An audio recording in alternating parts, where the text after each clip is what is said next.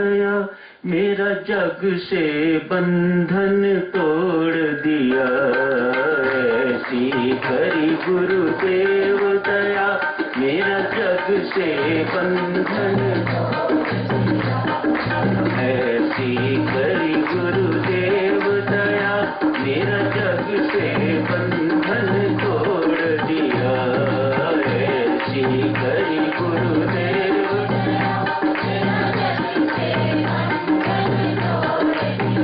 मेरा जग से बंधन तोड़ दिया। मेरा जग से बंधन तोड़ दिया। मेरा जग से बंधन तोड़ दिया। मेरा जग से बंधन तोड़ दिया। मेरा राम से नाता जोड़ दिया। मेरा राम से नाता जोड़ दिया। मेरा राम से नाता जोड़ दिया।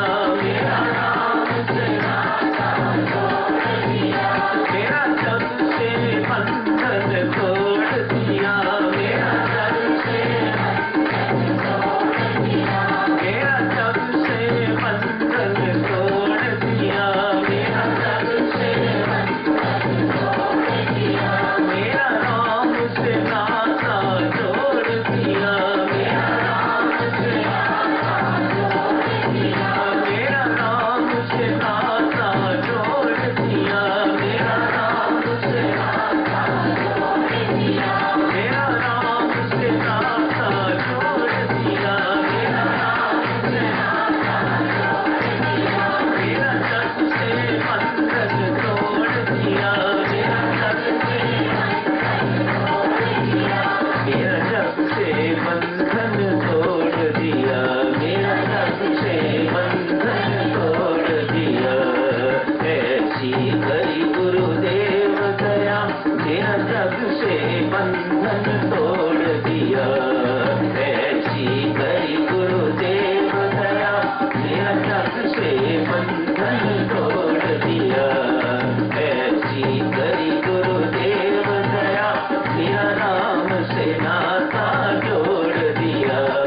ऐसी करी गुरुदेव दया, मेरा राम से नाता जोड़ दिया। मेरा राम से नाता जोड़ दिया। मेरा राम से नाता जोड़ दिया। मेरा राम से नाता जोड़ दिया। मेरा राम से नाता जोड़ दिया। मेरा जग से बंधन तोड़ दिया। मेरा जग से बंधन तोड़ दिया। मेरा जग से बंधन तोड़ दिया। मेरा जग से बंधन तोड़ दिया। मेरा राम से नाता जोड़ दिया। मेरा राम से नाता जोड़ दिया। मेरा राम से नाता जोड़ दिया। मेरा राम से नाता जोड़ दिया। ऐसी करी गुरुदेव दया, मेरा जग से बंधन तोड़ दिया। ऐसी करी गुरुदेव दया, मेरा राम से नाता जोड़ दिया।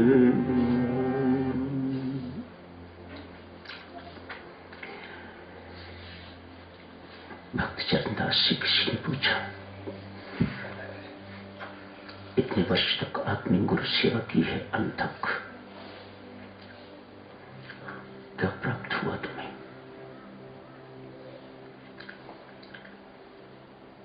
भक्त चरणदास कहते हैं, गुरुदेव ने मेरी आंख की पुतली बदल दी।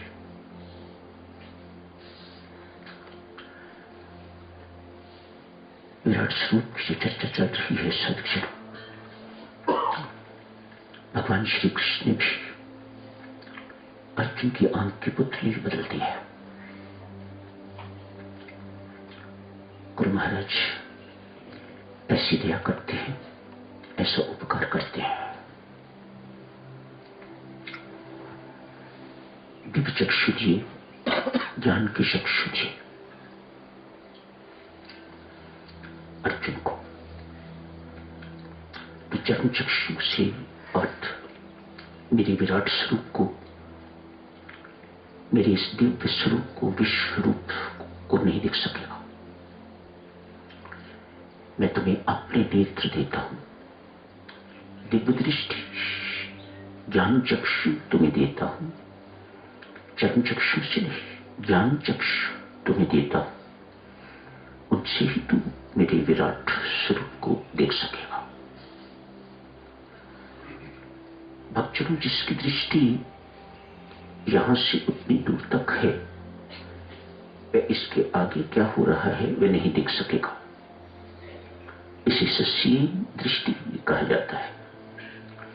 जो इससे आगे भी देख सकता है और आगे देख सकता है, उसे असीम दृष्टि कहा जाता है। भगवान श्री ने उसे असीम दृष्टि दी है। समझने के लिए, यदि किसी की दृष्टि सिर्फ मृत्यु देख सकती है, कल्पना करें आज यहां पर किसी व्यक्ति की मृत्यु हो गई है, घर में शोक है, रोना धोना चल रहा है। उसी व्यक्ति का पुनर्जन्म पड़ोस में हो गया है, उस घर में बाजे बज रही है। जिसकी दृष्टि मृत्यु ही देख सकती है वह तो रोता रहेगा, बिलखता रहेगा। जिसकी दृष्टि मृत्यु के बाद देख सकती है वह दुख और सुख रहित हो जाएगा। उसे पता है मृत्यु के बाद क्या होता है। शरीर मरता है, शरीर ही जड़ बता है। जो मैं हूं वह न मरता है न जन्म लेता है। ऐसा ही बोध भगवान श्री गुरु महाराज पाठ को दे रहे हैं। विशाल रूप भगवान ने अपना दिखाया है, जिसमें सारे का सारा ब्रह्मांड, अखिल ब्रह्मांड बस रहा है। इसे देख के तो मैं बड़ा भयभीत हो गया है। अर्जुन साधक साधक नहीं है, उसके पीछे साधना की कमाई नहीं है।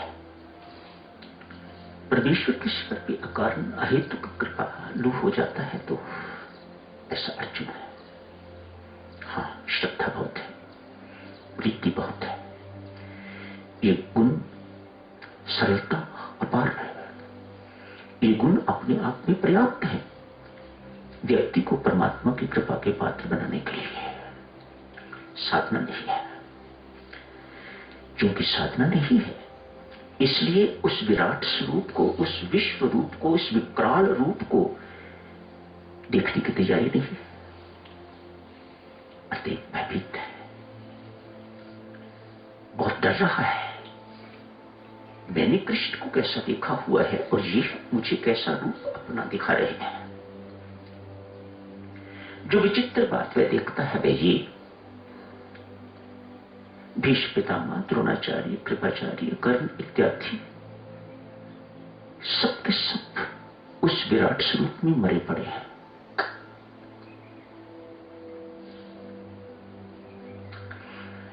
भगवान ने क्या दृष्टि दी है? जो आगे होने वाला है, जो मैं कर चुका हूं वह देख।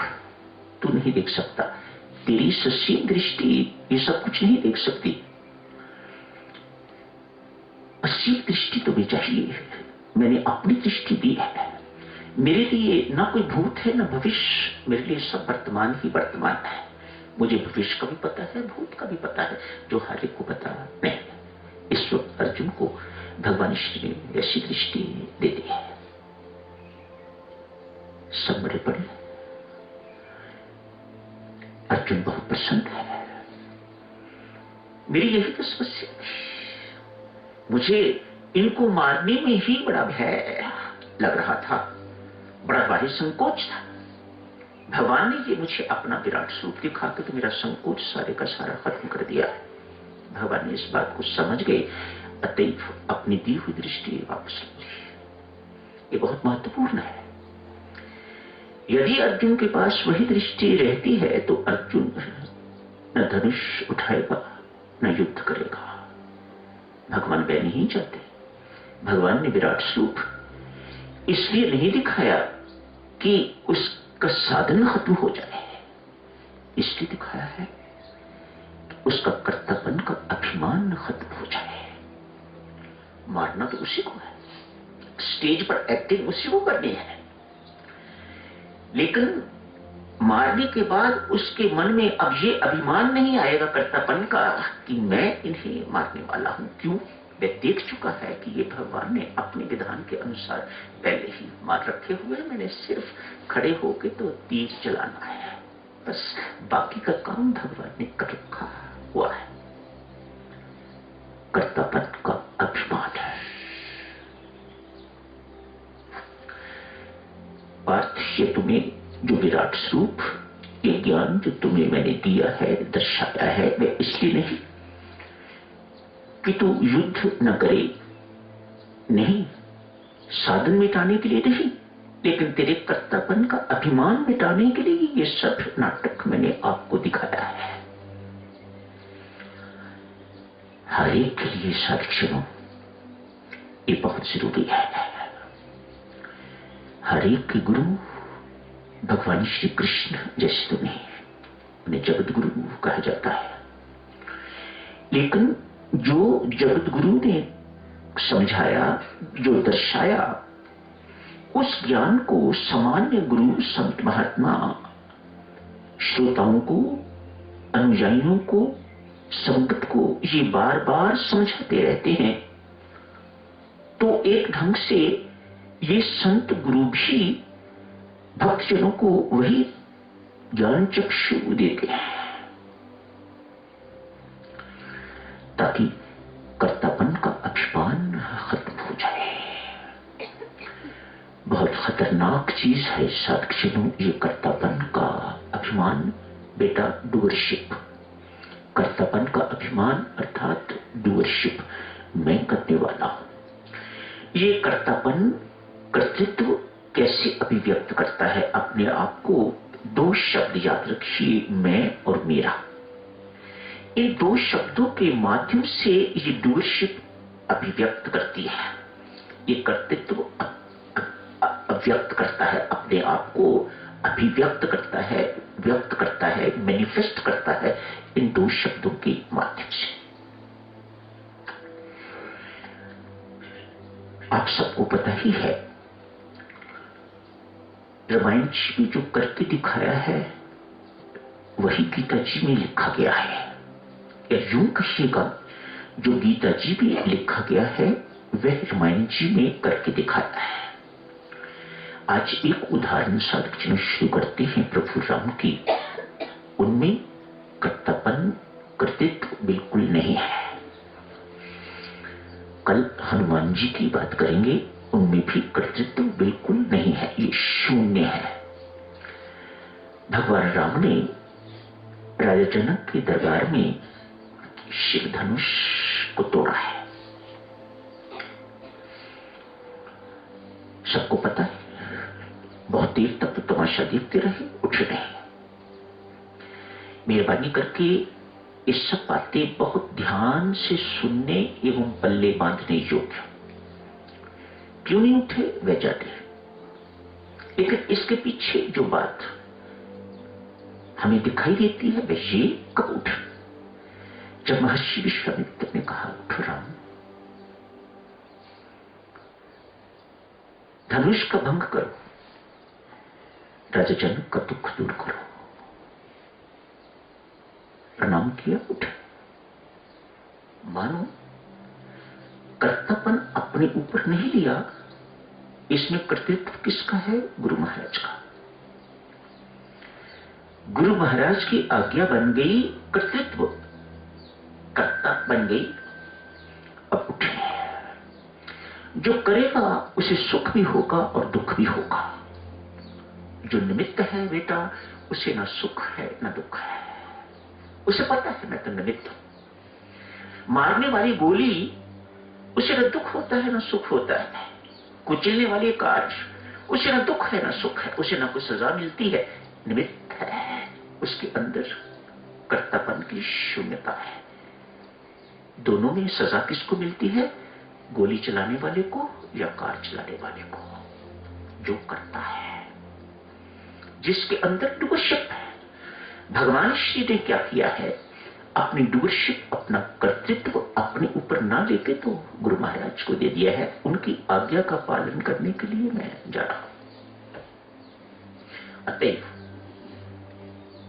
नहीं टूटा तो कोई किसी प्रकार का दुख नहीं, टूट गया तो कोई हर्ष नहीं। जैसे आए थे वैसे ही लौट गए हैं।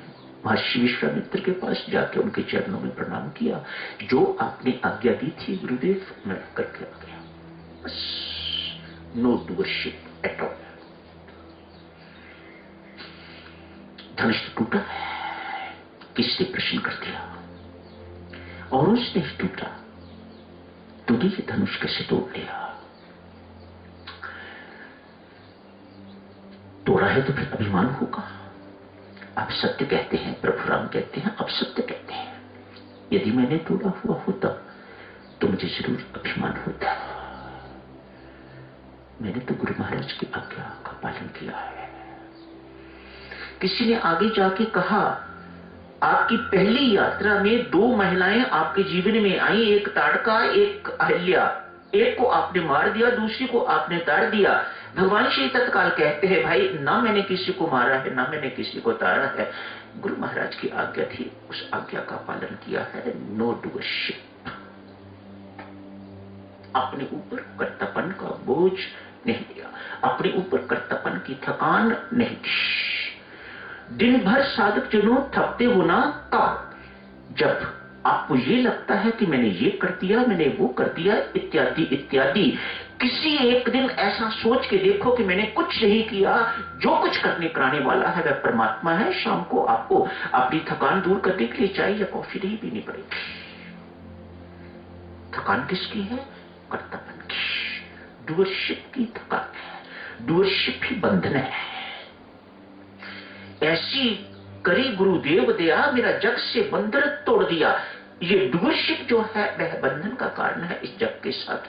वह गुरु ज्ञान, दिव्य चक्षु, गुरु कृपा कहिए, गुरु आशीर्वाद कहिए, जो मर्जी कहिएगा, वह गुरु कृपा से बंधन टूट जाता है। क्यों? गुरु की हमेशा यही कोशिश होती है कि इनके अंदर डूअरशिप जो है वह खत्म हो, इनके अंदर कर्तापन का अभिमान खत्म हो। परशुराम आए हैं, टूटा हुआ धनुष देखा है, किसने तोड़ा है? तिरस कैसे टूट गया? हाथ जोड़ के प्रभु राम कहते हैं, आप रुष्ट ना हो। दिखाई तो ऐसा ही देता है मुझसे टूटा है, मैं गुनाहगार हूं। आप जो मुझे सजा देना चाहिए दीजिएगा। बड़ी प्यारी मीठी बातें प्रभु करते हैं। एक बात कही, कहा हर की एक आयु होती है। मैंने कुछ नहीं किया, आप सच मानिएगा। परशुराम को कह रहे हैं मैंने कुछ नहीं किया। इस धनुष की आयु खत्म हो गई थी, टूट, मैंने कुछ नहीं किया। और उसे क्यों नहीं टूटा? भगवान राम कहते हैं, परशुराम जी और उस वक्त आए जिस वक्त अभी इनकी आयु बाकी रहती थी। मैं उस वक्त आया जिस वक्त इनकी आयु पूरी हो चुकी हुई थी। बस हाथ लगाते ही धनुष टूट गया। भक्तजनों, एक धनुष राजा जनक के पास सात्विक अभिमान का प्रतीक। शिव धनुष जो राजा जनक के पास है, राजा जनक ज्ञानी भक्त है, ज्ञानी भी हैं, भक्त भी हैं।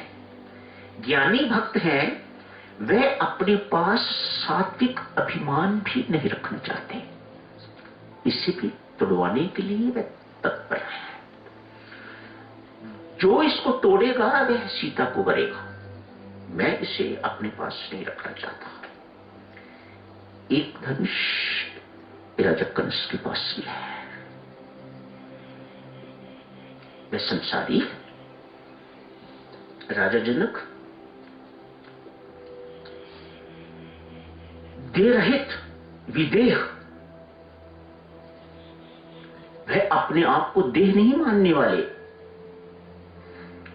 ये कंस संसारी है, ये नहीं चाहता कि उसके पास जो धनुष है वह टूटे। हम भी तो साधक जन नहीं चाहते कि हमारे अभिमान को किसी भी प्रकार की ठेस लगे। ये हमसे सहन नहीं होता। आप घर की सास हो, वृद्ध हो, किसी ने हिम्मत कर दी, आपकी आज्ञा का पालन नहीं किया तो क्या हुआ है? आपके अभिमान को लग गई ठेस और अब भड़क उठेंगे। संसारी नहीं चाहता कि उसका अभिमान टूटे। भक्त इस अभिमान को लेश मात्र भी अपने पास नहीं रखना चाहता। वह जानता है यदि किसी भी मात्रा में ये मेरे अंदर रहा तो मुझे परमात्मा के दरबार में प्रवेश नहीं मिलेगा। बहुत अच्छी तरह से भक्त इस बात को जानता है, अतएव लेश मात्र भी वह अपने अंदर नहीं रहने देता। अभिमान मरेगा कब साधक जनों? गुरु महाराज आपका केस रखेंगे परमात्मा के सामने। गुरु वो द्वार है ना जिसको लांघ कर परमेश्वर के घर में प्रवेश मिलता है। गुरु आपके केस को प्रेजेंट करता है परमात्मा के सामने, तो परमात्मा अंतिम काम करता है अभिमान को मारने का। समय हो गया है साधक जनों, कल हनुमान जी की चर्चा करेंगे। एक छोटा सा निवेदन स्पष्टीकरण है व्रत के विषय में। व्रत के लिए कहा गया था कि 20,000 रोज जप कीजिए, सुबह शाम ध्यान के लिए बैठिए और स्वाध्याय भी कीजिए। जो साधक पहले ही करते हैं ये उनके लिए अतिरिक्त नहीं है, एडिशनल नहीं है। मानो जो पहले करते हैं उनके लिए ये व्रत वाला नियम लागू नहीं होता। शायद इसके स्पष्टीकरण की जरूरत थी, सो आपकी सेवा में कर दिया है। हाँ, जो नहीं करते उनके लिए ये व्रत था कि वे 20,000 गिनती का जाप करें, सुबह शाम ध्यान के लिए बैठें। बंधन नहीं है देवियों सज्जनों, ये आप बंधन बनाओगे तो मुझे कष्ट होगा। ये बंधन नहीं है, दंड नहीं है, ये तो प्रेम से होना चाहिए। आप एक बार बैठ के कर सकते हो, बहुत अच्छी बात है। नहीं कर सकते तो इसमें दुखी होने की बात नहीं। आप अनेक बैठकों में बैठ के तो 20,000 अपना जाप कीजिएगा। 20,000 जाप होना चाहिए, गिनती होनी चाहिए। हम अभी ऐसी स्थिति में नहीं है कि हमें वैसे ही पता लग जाएगा कि हमारा जाप हर वक्त चलता रहता है, किस वक्त खंडन हो जाए हम कुछ नहीं कह सकते। अतएव माला से गिनती जरूर करनी, उससे आपको लाभ मिलेगा और संतोष भी मिलेगा कि हमारा जाप पूरा हो गया है। यदि आप उपासक का आंतरिक जीवन पढ़ते हो तो फिर आपको स्थित प्रज्ञ के लक्षण, गीता जी इत्यादि भक्ति प्रकाश पढ़ने की जरूरत नहीं। बात तो सिर्फ इतनी है देवियों, श्री राम शरणम की और गीता जी की आपस में बहुत गहरा संबंध है। राम राम किस लिए जपते हो? ताकि हमारा जीवन गीता जी के अनुसार हो सके। बहुत गहरा संबंध श्री राम शरणम से और गीता जी से। इसीलिए जो उपासक का आंतरिक जीवन पढ़ते हैं उसमें सब कुछ लिखा हुआ है, पर्याप्त है। उनको स्थित प्रज्ञ के लक्षण का नियम बनाने की जरूरत नहीं है, या भक्ति प्रकाश से कुछ और स्वाध्याय करने का नियम बनाने की आवश्यकता नहीं है।